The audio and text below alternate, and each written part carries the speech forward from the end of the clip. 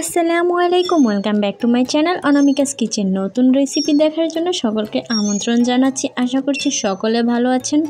তো আজকের রেসিপিটা হলো ম্যাঙ্গো ফ্লেভারের আইসক্রিম। তো ম্যাঙ্গো সিজনে ম্যাঙ্গো আইসক্রিম হবে না সেটা তো হয় না, আর প্রচণ্ড গরমে আইসক্রিম কার না ভালো লাগে। তো দোকান থেকে না কিনে দোকানের মতো পারফেক্ট আইসক্রিম আপনারা ঘরে বসে তৈরি করে নিতে পারেন এই সেম প্রসেসে, স্বল্প উপকরণ দিয়ে।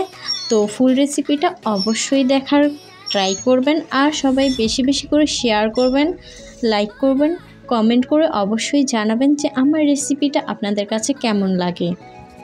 তো কথা না বাড়িয়ে চলুন রেসিপিতে চলে যাই। কি কি উপকরণ লাগছে। তো এখানে আমি দুধ নিয়েছি, আর ড্যানিশ নিয়েছি, কর্নফ্লাওয়ার নিয়েছি, 3টা ম্যাঙ্গো নিয়েছি। তো যেহেতু ম্যাঙ্গো ফ্লেভারের আইসক্রিম করব, আপনারা ম্যাঙ্গোটা অবশ্যই রাখবেন। আর যারা ম্যাঙ্গোটা রাখতে পারছেন না তারা ম্যাঙ্গো ফ্লেভারটা ইউজ করতে পারেন, এটা আপনাদের ইচ্ছা। তো এখানে আমি 1 কাপ আর হাফ কাপের মতো দুধ নিয়ে নিব। যেহেতু আমরা অল্প করে তৈরি করব, আমরা একদিনেই কিন্তু অনেকগুলো আইসক্রিম রেসিপি করেছি, অবশ্যই আমি সেটা শেয়ার দিব।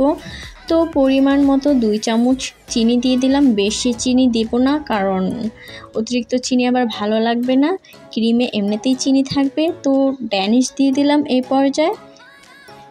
আপনারা আপনাদের মন মতন উপকরণ দিয়ে নেবেন, চাইলে ড্যানিশটা আপনারা আরও বেশি দিতে পারেন, বাট ড্যানিশটা আমি আবার ক্রিমের সাথে মিক্স করব, এর জন্য এখানে 1 চামচ দিলাম। তো এখন গরম হওয়া পর্যন্ত অপেক্ষা করব। আর এই তো কর্নফ্লাওয়ার 1 চামচের মতন কর্নফ্লাওয়ারও দিয়ে মিক্স করে নেব ভালো করে দুধের সাথে।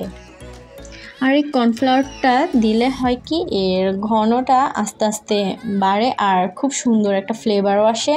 আপনারা ট্রাই করবেন কর্নফ্লাওয়ারটা অবশ্যই দেওয়ার। তো এখন ভালো করে নাড়াচাড়া করব, আর বলক ওঠা পর্যন্ত, ঘন হওয়া পর্যন্ত একটু অপেক্ষা করব।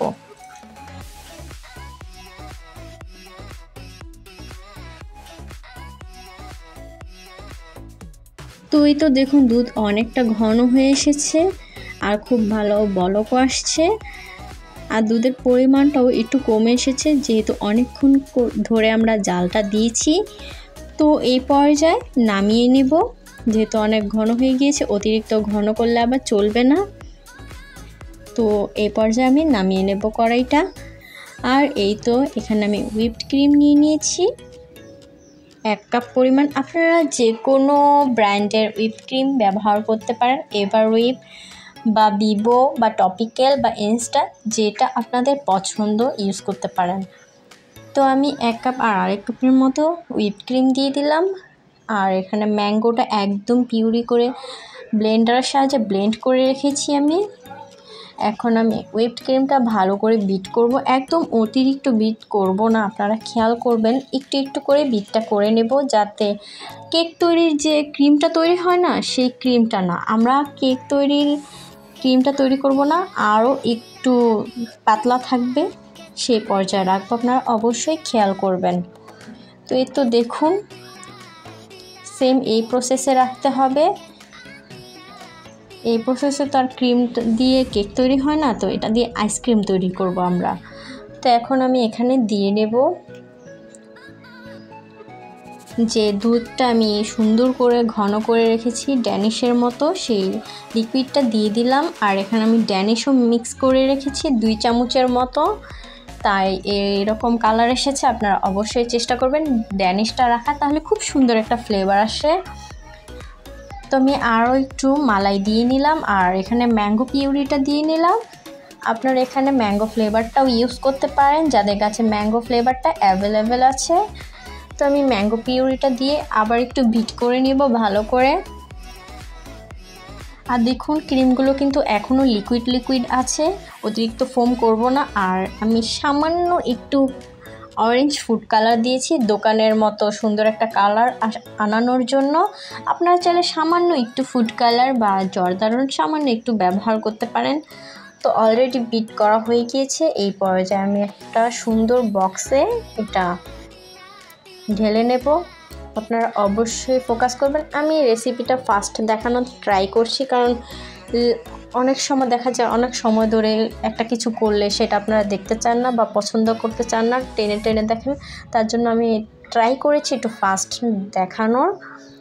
তো এরকম একটা সুন্দর পলি দিয়ে আমি কভার করে দিব, উপরে বাবলসগুলো যাতে না থাকে আর ভালো করে যাতে এটা বরফ হতে পারে।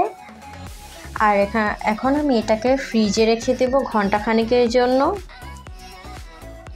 আপনারা যতক্ষণ পারবেন এটা ফ্রিজে রেখে দিবেন। চাইলে আপনারা এটা রাতে বানিয়ে সকালে সার্ভ করতে পারেন।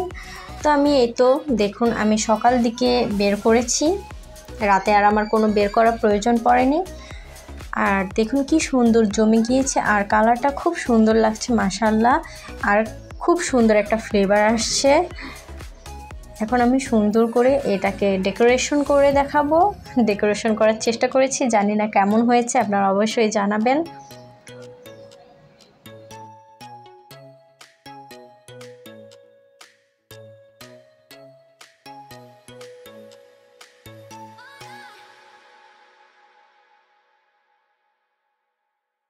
তো দেখুন আপনারা একদম দোকানের মতো পারফেক্ট আইসক্রিম হয়ে গিয়েছে, ম্যাঙ্গো আইসক্রিম।